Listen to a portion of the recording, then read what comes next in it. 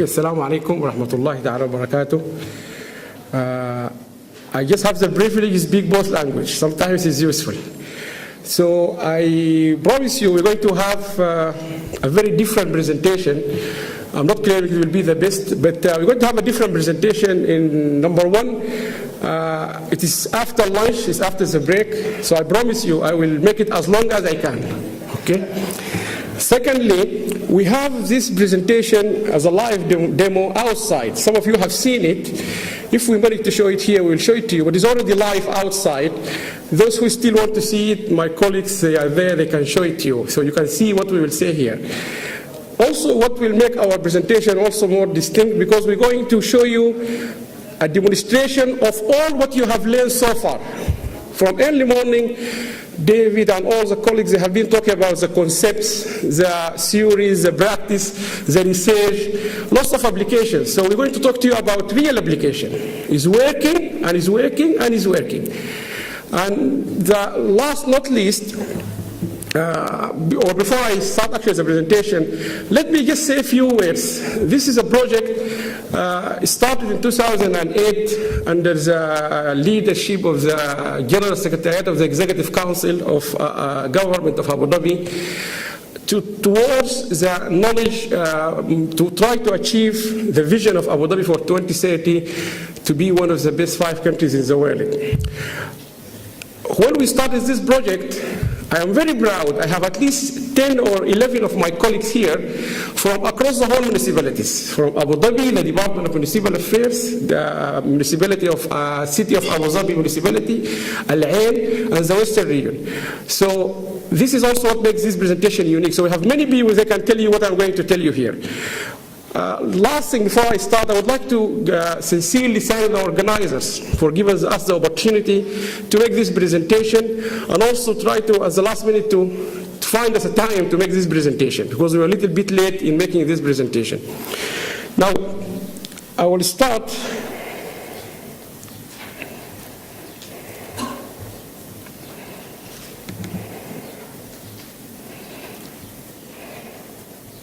I'm just looking.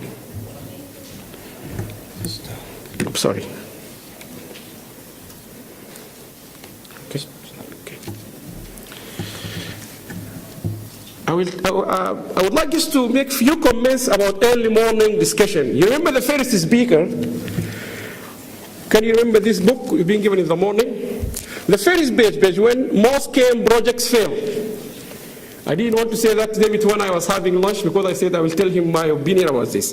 He mentioned about so many projects in the whole world, it failed. Most of e-government projects actually failed. The statistics from the United Kingdom, University of Manchester, and I have that book in my office, it says 85% of KM projects actually, as in general, failed. And where they failed? In the United Kingdom, Sweden, US, highly advanced countries. And I remember he said that word, that the same word said to me when I came to the DMA, I'll try not to be negative. David said, if you say that to people, they will tell you try to be positive, not be negative. The same thing, I remember I said this the first time I spoken in the DMA. But actually, I want to remind you what he said here. There are lots of reasons. He said most KM projects failed. Can you just refresh yourself what this long list? This long list I can read. Nothing wrong with KM tools, technique, very powerful indeed, but the challenge is projects are not focused on the business. Projects are tough, projects leaders are often inexperienced, projects poorly conceived, and so on. If you summarize this, you can get one word. KM are not difficult. It's not a difficult project, whatever you call it, project or an initiative, but it's unfortunately, sorry to say that, is boring. And that actually, unfortunately, whenever you talk to you about knowledge, it's a boring subject. And that's what we've been discussing in the UK as a subject. One of the challenges for teaching knowledge management, it's a boring subject. You may disagree, but many people, they might agree. But this is not, when you say there's a knowledge management, oh, what is this guy talking about? The other problem with the knowledge management is that it confuses people between information management and knowledge management. So immediately you talk about knowledge management, people think you talk about IT. And there is nothing wrong with IT. Don't take me wrong. Oh, it's an IT, it's a portal administrator, it's somebody fixing computers, or it will not work. Immediately, it will not work. Knowledge management is so much overlap with information management, but it's not information management. A third thing which is, people whenever they talk about knowledge management, they don't realize it's two words, husband and wife, or partners. Knowledge management. Management is management, but knowledge is knowledge. So two subjects like projects management, human resource management, and so on. Always people keep to underestimate the second part of the definition, management. And management about performance, motivation, skills, capability, organizational behavior, and all that kind of things. Gender issue, equality, and so on. So when you talk about knowledge management, you have to remember the management part. Now, not a story, because he gave lots of examples. My wife every week complained to me that our daughter, oh, Alam, you can't believe, just leave the job, I will work and just look after your kids. Why? Because she can't teach her, he can't revise to her. Every time, like 4 o'clock, she wants to revise what she studied or for tomorrow, 7 years old. She said to me, she doesn't like to study. I said to her, the problem is not she doesn't like, but what you're doing with her is boring. The last thing kids these days they want to listen about is to bring them to the table and tell them or to teach them spelling or revise geography or science and so on. But if the same daughter, if you take her to the TV to watch Disney channels or whatever it is, she can stay there for hours and hours. But the same daughter cannot sit for half an hour to listen to her mother teaching her. So to sum up this production, the problem with knowledge management, it needs to be exciting, it needs to be entertaining. If there is no entertainment, you're not going to do it. And that's the problem all of us fathers and mothers face in the house. What we do with our kids is not exciting for them. The last thing your daughter or son wants you to bring to do to her is to bring her to the table, oh, come now, we want to study. It's boring. And you can see that. If you say to them, let's go to the mall, they will jump. Let's go to, even my daughter reached a point, she finds going to Disneyland boring because she has been there many times. So this is what about it. Knowledge management need to be, there should be an excitement. So imagine these people who come to you in the morning, they need to be excited about doing this. They need to be excited about, they need to be entertained. So to talk about the motivation he mentioned, I think excitement and entertainment is important. And if you read that list, your senior managers are not interested, no excitement. Your staff, they don't like it, no excitement, and so on. To come to our presentation, the United Arab Emirates government approached the World Bank long time ago, more than 15 years ago, and they asked the World Bank expert to tell them what is the future look like for the United Arab Emirates. A very wise question was asked to the World Bank. Where are we going in another 20, 30 years? And the World Bank economists, they did a huge work on the United Arab Emirates, and they came back with this conclusion. And this is from World Bank report 1998. They said for the United Arab Emirates and other countries like Saudi Arabia and all these countries heavily depending on oil, they cannot, according to the economists, or all the economic book, they cannot sustain that. Because you cannot survive on an environmentally linked or relevant or an economy based on any environmental related resources. Because one time the oil will dry, one time the seas will close, and so on. So any economist will tell you you cannot base all your economy on an environmental related items. I like that ecosystem which was mentioned by Luke in the morning. So at that point they said the future relies or lies on knowledge. And they recommended for the government, as you can read here, the last sentence, knowledge management perspective by adapting policies to increase know-how and knowledge attributes that can improve people's lives. So this was given to the government long time ago, the same for Saudi Arabia, the same for Qatar, and all countries relying on environmental related issues. To quote the same thing from Young about the UK, I remember Tony Blair, myself, I was there in 2005 or 6, in a science conference, people criticizing him, they said, we lost all our manufacturing, Prime Minister. You remember all our cars, they have been taken by Germany, we no longer have competitiveness in the economy in manufacturing. And Tony Blair replied, which I reminded Young, he said to them, we still compete and will continue to compete on knowledge and innovation.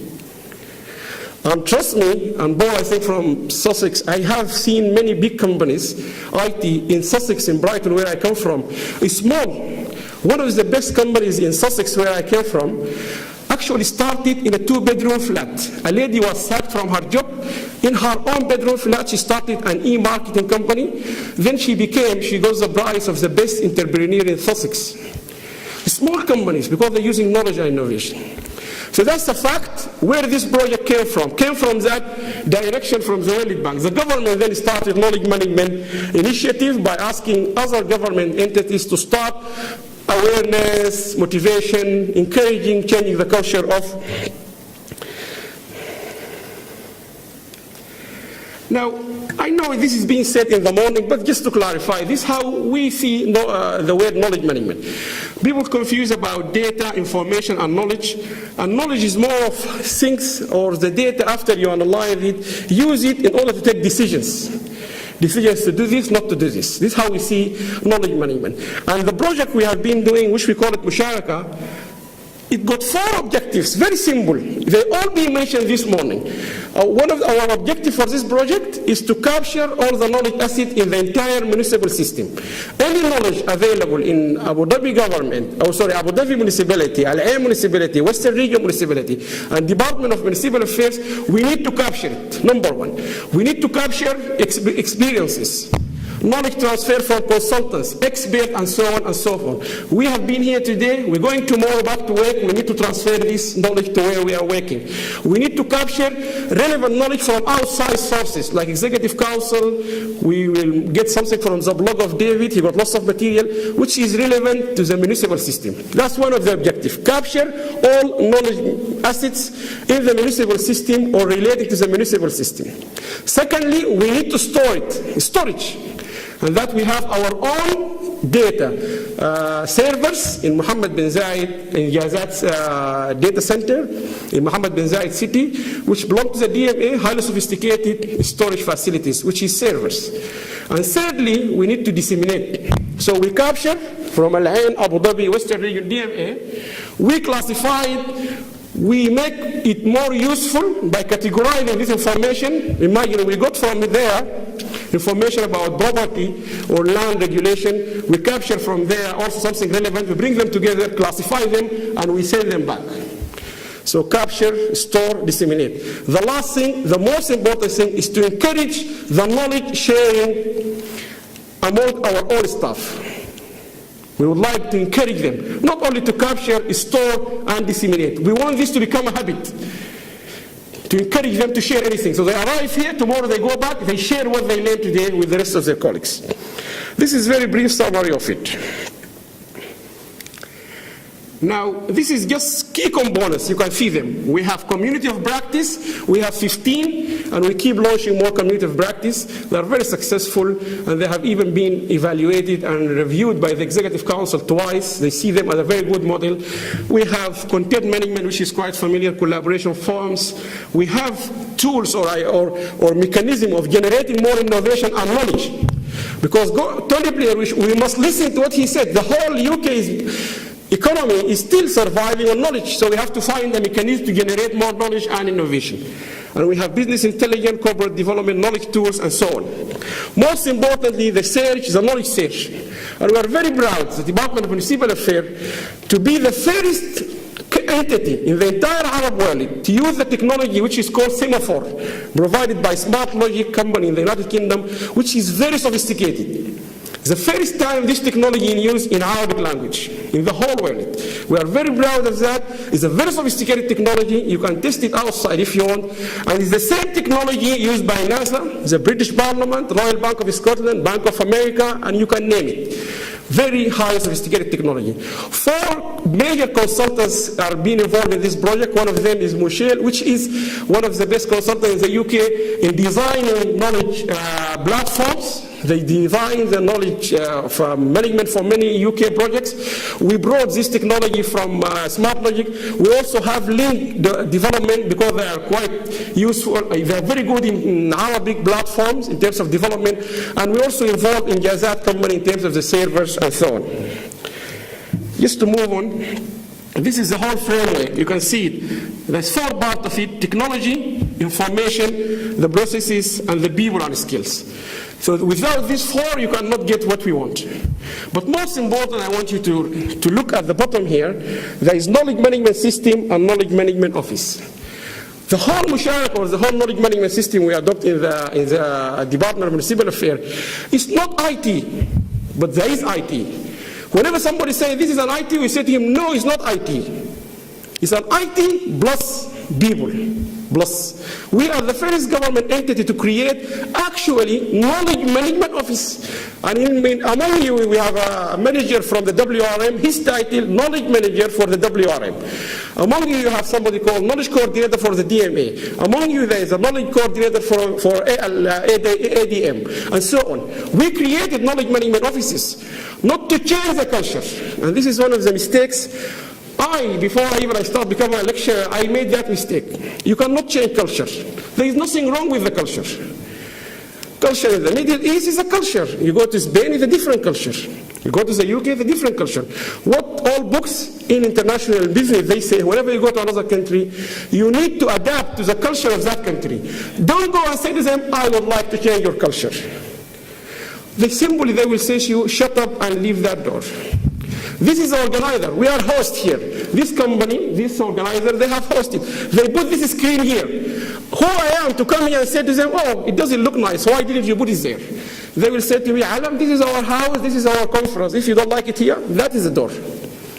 Don't change culture. Don't try to think of changing the culture. You need to adapt yourself to the culture.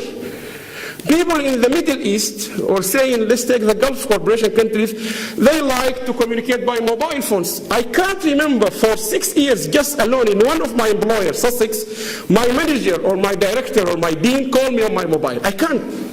Here I get a phone call every day, 6, 7 times from my managers. It's a different culture, not a bad culture. So you have to take it that way.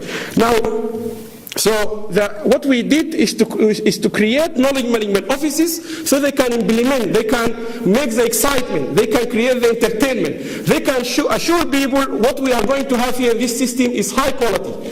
They can vet the documents, and so on and so forth. Now, this is the high-level computer architecture for the system. You can see, if you take the example of the DMA, we share lots of documents, communications, networking with other entities, and at the same time, we have our own platform. And if you can see in front of you, I mean, the system is there, all of you, you can go and see it. This is the 4 entities, DMA, Al-Ain, WRM, ADM. We share one common platform, but each one of us, he or she, or we have our own, if you like, our own privacy. And I will show you what I mean by that. On the right-hand side is the same platform for Al-Ain municipality. When they designed this project a long time ago, they even asked people, what color do you like? And Al-Ain decided to have a green color. The WRM decided to have a blue color. DMA decided to have a red color. The same like your kids. You want to buy them gifts for Christmas or for Eid or whatever it is. You take them to the mall. You will say to them, which one do you like? I like this, that. You cannot say to her, why are you buying green? Take a blue one. She like it big. If she is a girl and she said, I like a blue, don't say to her, blue is a boys' colors.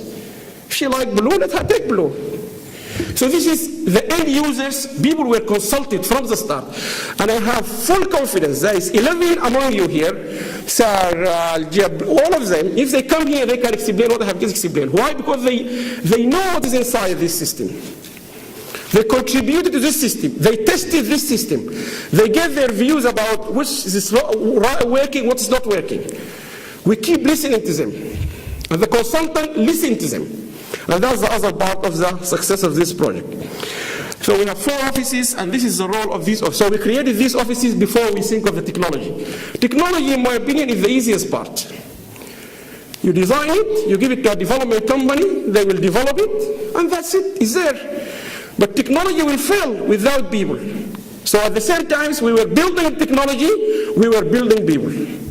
Now we are very proud. We have at least 10 very experienced people. I think one of the first in the entire government of Abu Dhabi to be so much advanced in their skills and capabilities. And I have personally been approached at least 4 times to recommend one of them going for another job. There is so much headhunting for them now. Even myself, I'm even start to get worried about the investment we put on these 10 people. We're losing them. Not we are losing them, but we can easily lose them because they become so popular. They become so unique. Every day somebody is hunting for them because they have done it. Now, another thing, key success factors is the people which we have worked with them. And those people, we call them knowledge champions. Long time ago, in the Department of Municipal Affairs, across municipalities, we try to select somebody from each division to be like a champions, to promote the knowledge management activities, the ideas, the culture of sharing information, the idea of looking into copyrights, and so on and so forth. And those knowledge champions, they will then be coordinated and supervised by somebody we call a knowledge coordinator. And this knowledge coordinator, we have advanced their skills, we gave them trainings and so on, so they can work with these knowledge champions. But I consider them the key success of this project. And we have been through lots of challenges. And as I said, it was not easy because we are injecting or bringing new body to the municipal system and to the public sector. We bring in new department called knowledge management. There is no knowledge management in most departments. There is no, even still, we have to get approval to include this new department. I think that's all what I wanted to say, but I just want to finish by one thing because I hear this culture, whether it will work in the Middle East. I would like to give you just 3 examples. Do you know likely how many mistakes or errors in the British or the UK police department computer system? In the UK computers, the police department, they know the police, the police department in the UK, United Kingdom. How many mistakes you expect to likely to have or to be in that websites? Just come, guess.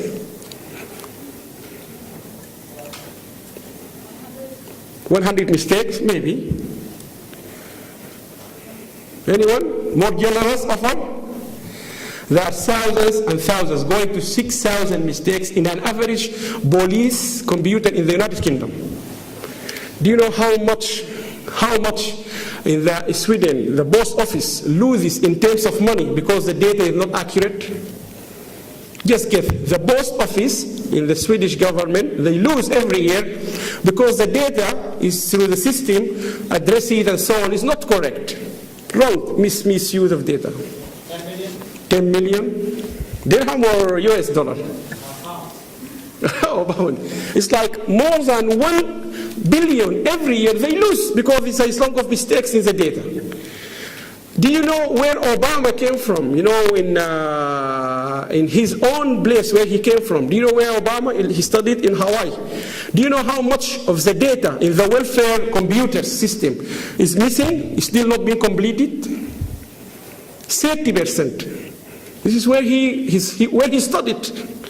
In his own, the Department of Welfare for the citizen, 30% of the data there is not up to date. So don't worry Middle East or not Middle East. It is all about how we want to do it.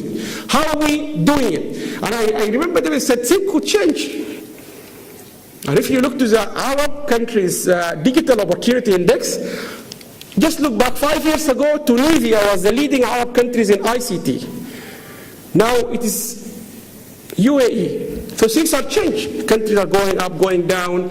Now you see, so we are moving generally. So we just need to consider that. There is nothing wrong with whether it will work. It will work. Knowledge management, this is where my summary, it will work anywhere, but it needs to be seen as an exciting project, entertaining project. Another thing also we managed successfully to learn, we have been working very closely with all people across the government of Abu Dhabi. Universities, Department of Economic Affairs, all these people. We go to them, they come to us, we learn from them, they share experience. This has been a very wonderful experience. We all go and see how others are doing and so on. I think I will finish here. And as I said, the system is outside, and if you have any question, you can see it outside. Thank you very much.